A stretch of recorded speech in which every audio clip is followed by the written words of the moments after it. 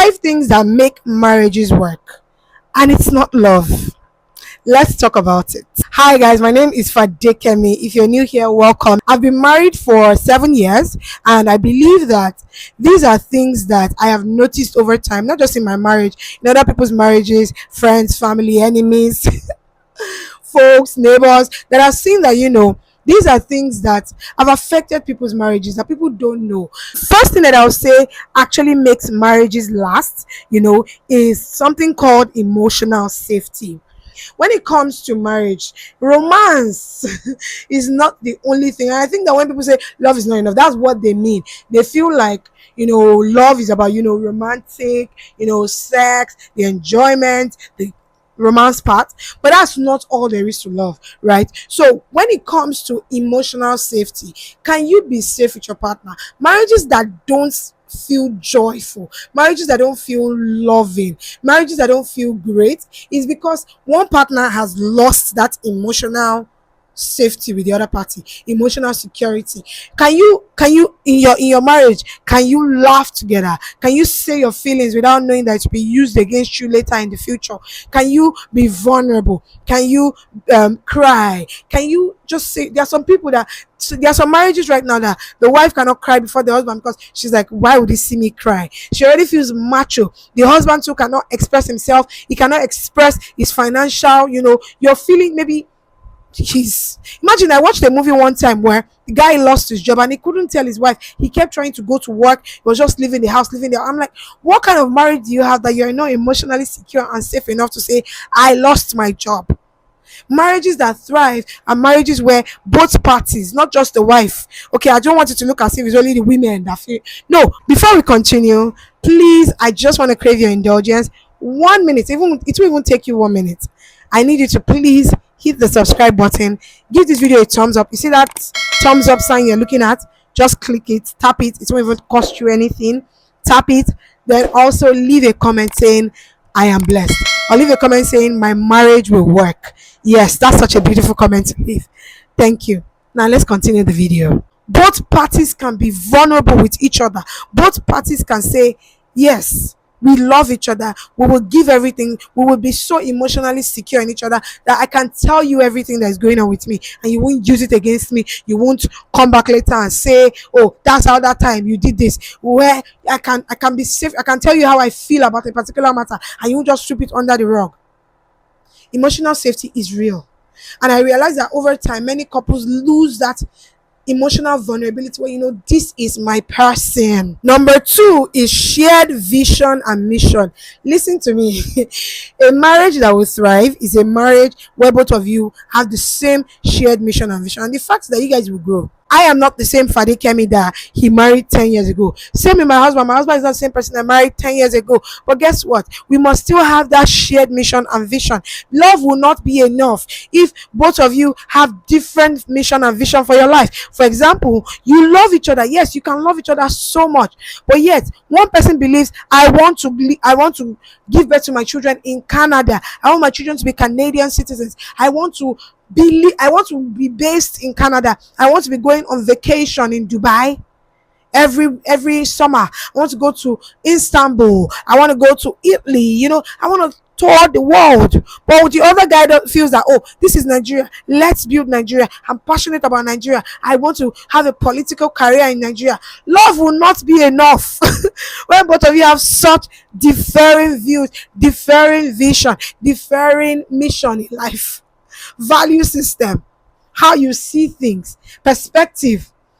My dear, love will not be enough in that situation, and it can literally lead to the marriage failing. And sometimes the marriage may not fail, but both parties are resentful.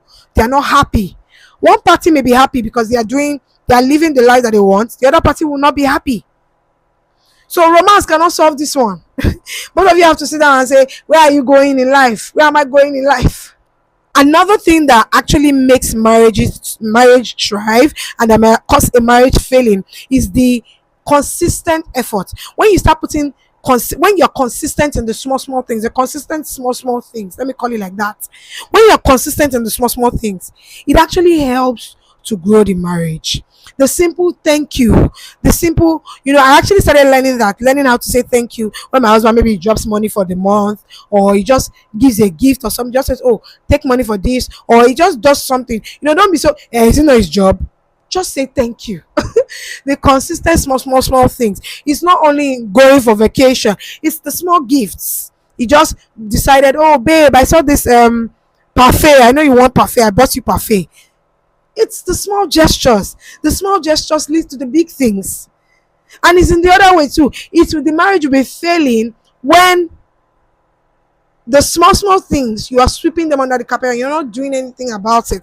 Your wife keep complaining that, oh, you are not doing this, you are not doing that, you don't take the children to go and do this, and still you have refused to do it. It's the small things. One day the horse will be the last straw that will break the camel's back will finally happen.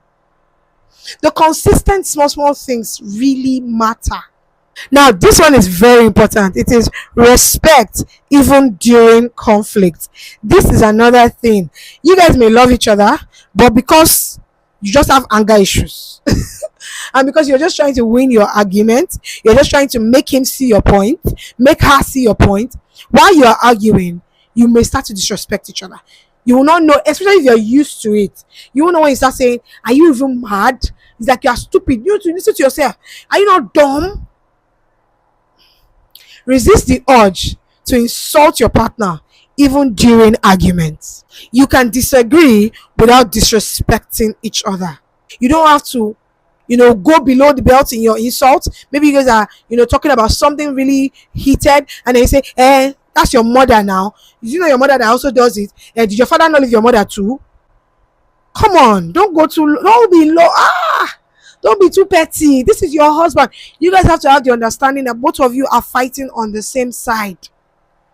And when you have to address matter, I feel like you guys should just address someone like me.